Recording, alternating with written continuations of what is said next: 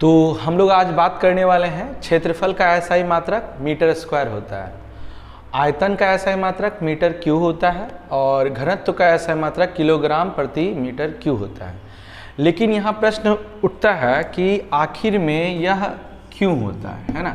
आखिर में इसका एसआई मात्रक अगर मीटर स्क्वायर है तो क्यों है, इसको आपको बताना है। ठीक है, तो चलिए उसी के लिए हम लोग जिक्र करते हैं। तो सबसे पहला नंबर प्रश्न है कि क्षेत्रफल का एसआई मात्रक अगर देखा जाए कि क्षेत्रफल है ना, क्षेत्रफल का एसआई मात्रक है ना, क्षेत्रफल का एसआई मात्रक जो होता है वह क्या होता है, तो मीटर स्क्वायर होता है ना, मीटर स्क्वायर होता है।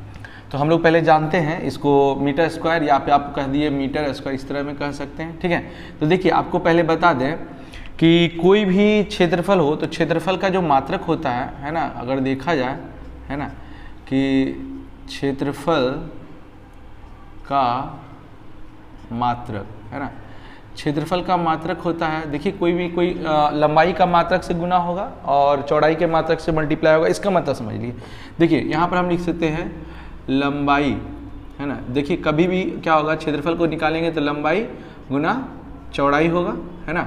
अब देखिए बात यहाँ है कि लंबाई होगा तो कुछ मीटर हम लिख सकते हैं, कुछ फिर मीटर लिख सकते हैं है ना। तो यहाँ पर जो मीटर है वह मिलकर क्या हो जाएगा, तो मीटर स्क्वायर है ना, मतलब जो भी आएगा वह हो जाएगा मीटर स्क्वायर, इसलिए इसको कहते हैं हम लोग मीटर स्क्वायर। जरूरी नहीं है मीटर रहेगा, सेंटीमीटर रह सकता है, किलोमीटर रह सकता है, कोई भी रह सकता है, लेकिन स्क्वायर में रहेगा, इसलिए उसका जो एसआई मात्रक होता है। लेकिन एसआई मात्रक की बात अगर करेंगे तो वह मेरा मीटर स्क्वायर ही होगा, याद रखिएगा। क्षेत्रफल का एसआई मात्रक क्या होता है, तो मीटर स्क्वायर। दूसरा अगर बात करते हैं हम लोग है ना, दूसरा बात करते हैं कि ये आयतन का है ना, यहाँ पर है आयतन, आयतन का है ना एसआई मात्रक। अगर आयतन की बात करते हैं एसआई मात्रक इसका, तो क्या होता है, तो इसका होता है मीटर क्यूब है ना। यहाँ पर लिख देते हैं मीटर, मीटर क्यूब कहिए या फिर ऐसे करके मीटर क्यूब कहिए। ठीक है, तो देखिए सबसे पहले आपको बता दें कि आयतन का जो मात्रक होता है, आयतन का मात्रक अगर देखा जाए है ना, आयतन का मात्रक है ना, तो आयतन का मात्रक क्या होता है, तो देखिए इसमें तीनों चीज़ होता है, लंबाई होता है ना, उसके बाद चौड़ाई होता है ना, और ऊंचाई होता है ना, ऊंचाई।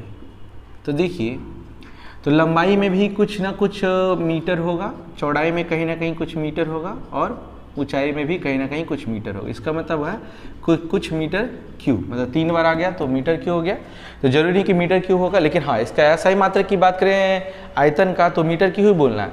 लेकिन अगर बात करें अगर कि और भी हो सकता है तो किलोमीटर घन में अगर रखा जाए तो सेंटीमीटर क्यूब, मिलीमीटर क्यूब सारे हो सकते हैं। ठीक है, अब एक और प्रश्न इसमें आते हैं तीसरा नंबर में। तीसरा नंबर प्रश्न है कि यहाँ पर प्रश्न है घनत्व का एसआई मात्रक। यहाँ पर एक और है कि घनत्व की बात करते हैं, घनत्व का एसआई मात्रक है ना।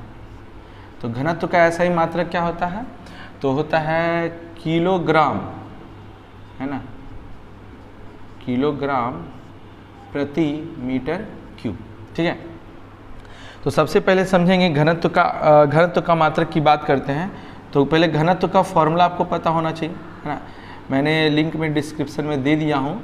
आप अगर घनत्व के बारे में, आयतन के बारे में, क्षेत्रफल के बारे में, त्वरण के बारे में, वेग के बारे में अगर नहीं जानते तो लिंक में जाकर उसे ज़रूर वीडियो देख लीजिएगा।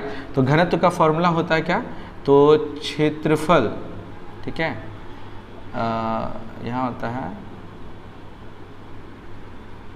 क्षेत्रफल बटे आयतन।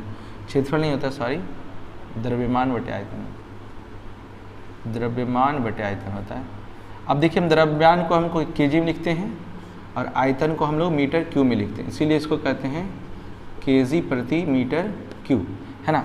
आप इसको लिख सकते हैं क्या, तो किलोग्राम है ना प्रति मीटर क्यूब।